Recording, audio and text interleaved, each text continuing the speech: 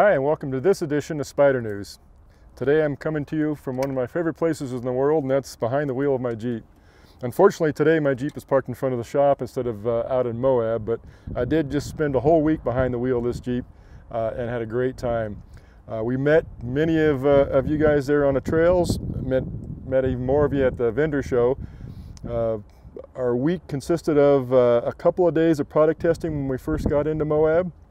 And then our first official run was the Poison Spyder RockBrawler run, where we had 50 plus rigs on behind the rocks trail. Great day. Nothing pleases me more than watching people use our products the way they're intended to be used. And not only do I love driving off-road, I love to spot off-road. Many of the people that were on our trail didn't have a lot of Moab experience, and it's kind of fun for us to kind of push them to their limits, but not beyond their limits, and I think that a lot of them gained a lot of confidence. So for all of you that were on the trail with us, thank you very much for coming along. Tuesday, we spent some time doing the crawl reader ride. Poison Spyder led the upper El Dorado trail. I'm not sure how long the line was, but the first part of it, or the official Poison Spyder trail, is probably another 40 rigs, so that's a pretty large group for upper El Dorado. Everybody did amazing. The next day we did the JK Owners Run. We had, again, 50 plus people on Poison Spyder. We also took the opportunity on that day to run over and do Golden Spike to get a few more product photos. Beautiful week in Moab. Had a couple of good days at the vendor show weather-wise, and super days at the vendor show as far as getting to meet you guys. And then Saturday we wrapped it up with Pritchett Canyon Run, which is one of the places we like to go test all of our new Jeep builds, and I'm very pleased to say this is probably, again, one of my favorite Jeeps. It did everything we asked it to and then some. And then after we did Pritchett, we finished up with Behind the Rocks. Got to go up some of the obstacles we normally got to go down, and again, very pleased with how everything worked. This episode we're going to talk a little bit about our new Brawler rear bumper that opens with the tire carrier. I know we've been asked about it quite a bit, but we are waiting for one little part. We've got probably 4 or 5 of these out in testing right now, and just weren't quite ready for production on the this pivot point. We had a couple of handmade pieces until we figured out which one worked the best. We didn't want to produce hundreds of them. Now we've got it. They're in the shop, they're shipping now, they're on our webpage. So for those of you that have waited, thank you very much.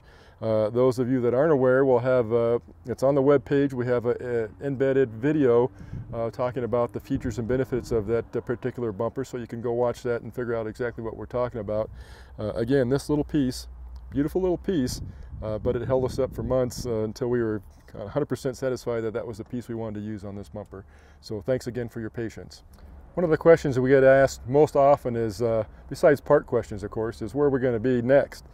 The next big event for us is kind of a top secret one. We got a little joint venture going with Axial, and we're taking the buggy out and we're going to do some pretty cool stuff, and hopefully that'll be something we can disclose in the next SpyderNews, but that's the next big thing we got coming up.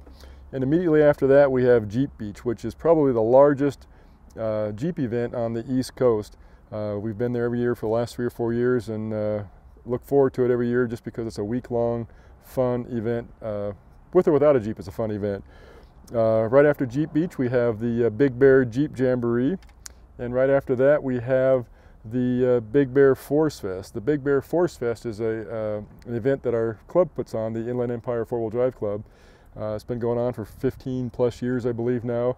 It's our fundraiser, and all the money we raise is either donated to or donated to various charities, primarily land use charities or the Forest Service, all those that help keep these trails open that we're running these events on. So all the links to these future events will be up on our website or up on our Facebook page, and underneath this probably, as you're watching this, you can probably see the links below this. We'd really love to see you at all these events. It's one of my favorite parts of this job, is that I get to meet a lot of you. I get to meet a lot of you while I'm behind the wheel of this Jeep. So check our webpage and come join us next time we're out. Also, a lot of you have been asking about the black JKL Wrangler. I got to see it work in Moab. Worked unbelievable. and it's a beautiful Jeep. So we're going to do a different segment. So when we finish with this, I'm going to do a walk around and kind of explain some of the features on that Jeep and answer some of the questions that a lot of you have asked. So thanks again for watching this episode, and we'll see you next time.